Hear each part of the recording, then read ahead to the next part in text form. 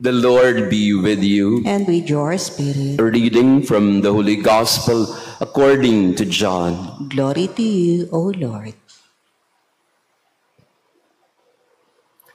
Lifting up his eyes to heaven, Jesus prayed, saying, I pray not only for these, but also for those who will believe in me through their word, so that they may all be one, as you, Father, are in me and I in you, that they also may be in us, that the world may believe that you sent me.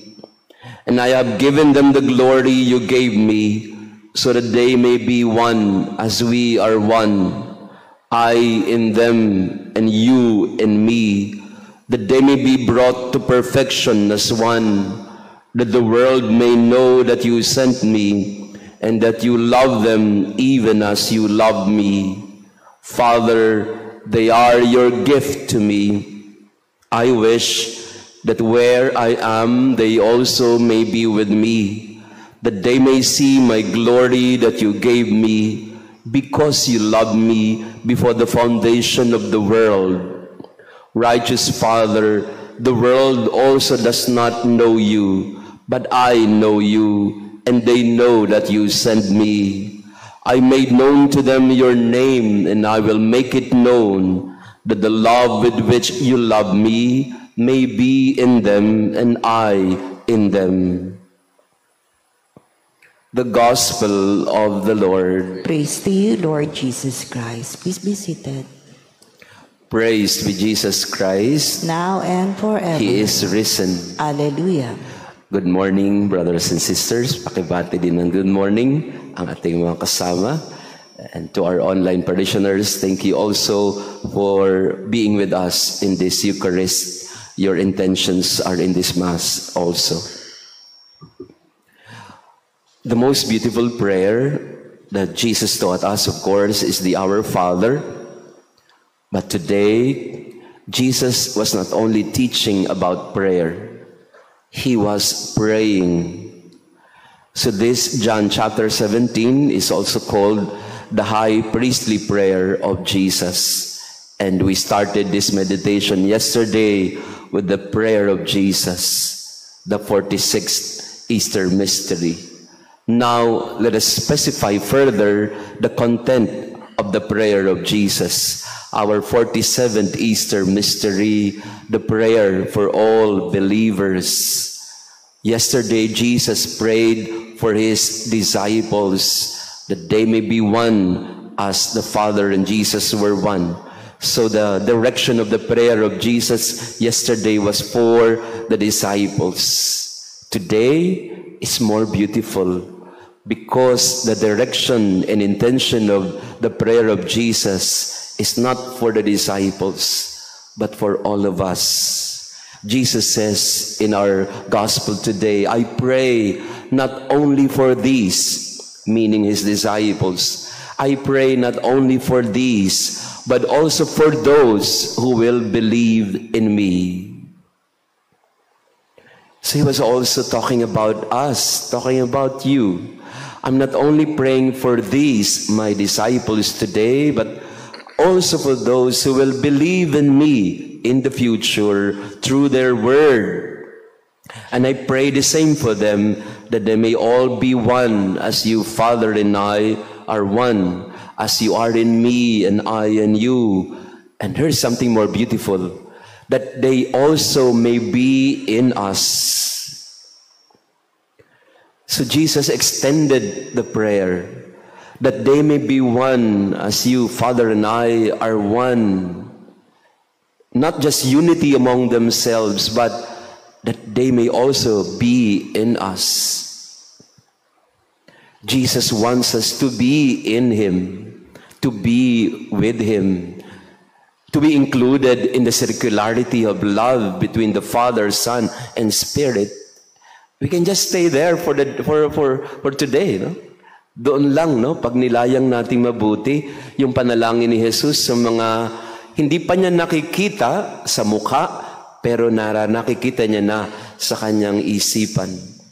Even before Jesus has seen us and has prayed for us, even before we were conceived in our mother's womb, God has known us. God has known our names, our faces. Because He is Almighty, all-knowing, eternal God, He knows us by name. Kaya masarap po na malaman na sa araw na ito, pinagdasal na po talaga tayo ni Jesus. There are many of you who come to me to ask for prayers. Father, pag-pray nyo naman po ako. May isa pong nanay na lumapit sa akin through messaging. At ang sabi niya, Father, pray for my daughter Luan.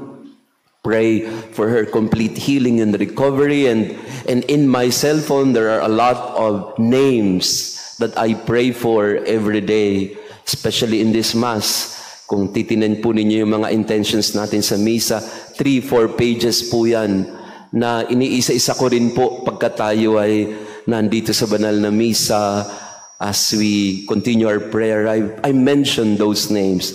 Maybe not out loud because we don't have the time to mention everyone in verbally, but I pray for all these names that are in our intention book in the Mass.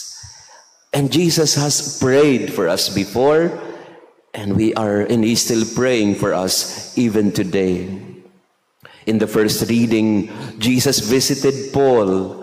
Alam niya yung pinagdadaanan ni Pablo. We are now almost at the end of the Acts of the Apostles. And now Paul is in Jerusalem being persecuted by the Sadducees, by the Pharisees, by the Sanhedrin. And they wanted to tear him into pieces because they were so angry with Paul. And so the commander had to take away Paul and isolate him from them. And that night, Jesus stood by Paul and said to Paul, Paul, you have been a witness to me in Jerusalem. Now bear witness to me in Rome. Let's go. Let's go to Rome. And we know that will happen to Paul in Rome. He will be beheaded in Rome. But Jesus was telling him, take courage, Paul. I am with you.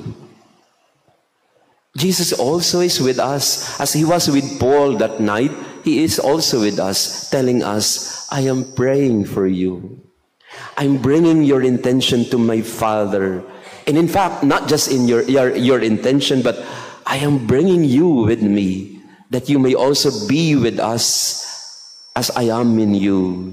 That you may be part of the Trinitarian life, na hindi ka nag-iisa sa iyong mga pinagdadaanan sa buhay. It's so good to know that Jesus prayed for us.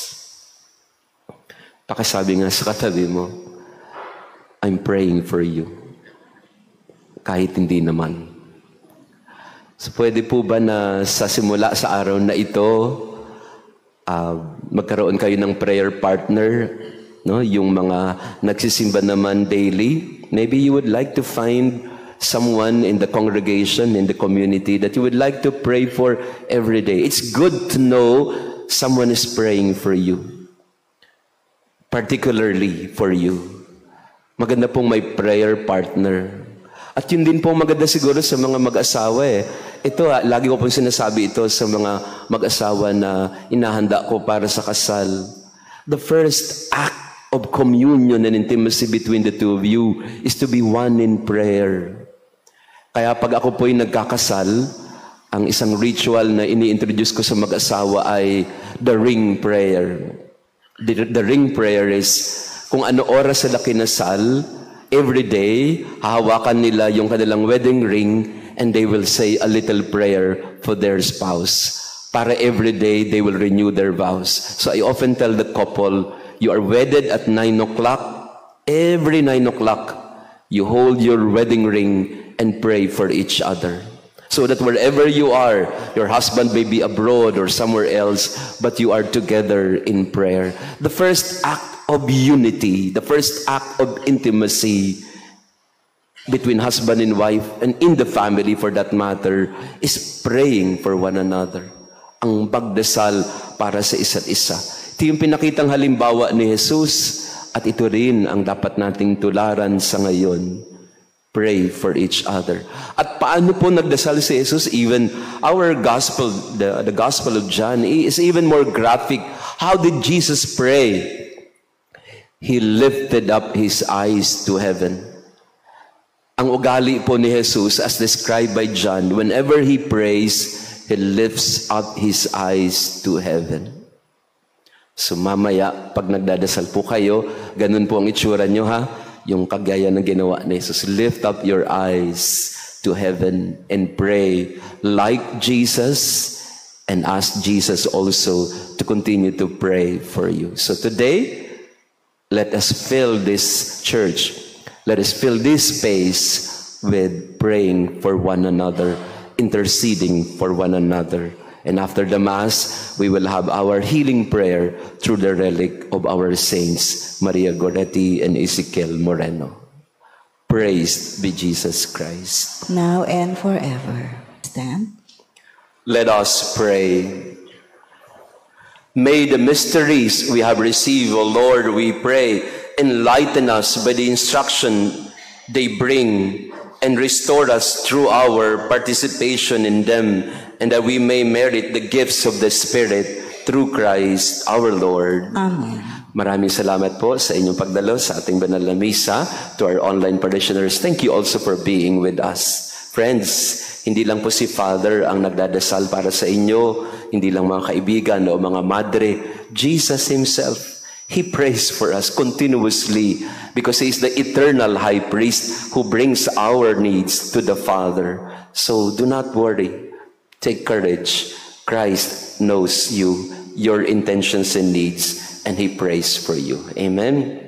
And so mamaya po after the Mass, we will have our healing prayer through the relics of San Ezekiel and Santa Maria Goretti, and also Sister Flora, our healing ministry partner, is here. She would be willing also to pray over you after you have lined up for the intercession of the saints. We go to Sister Flora. I go to her also for my healing. No?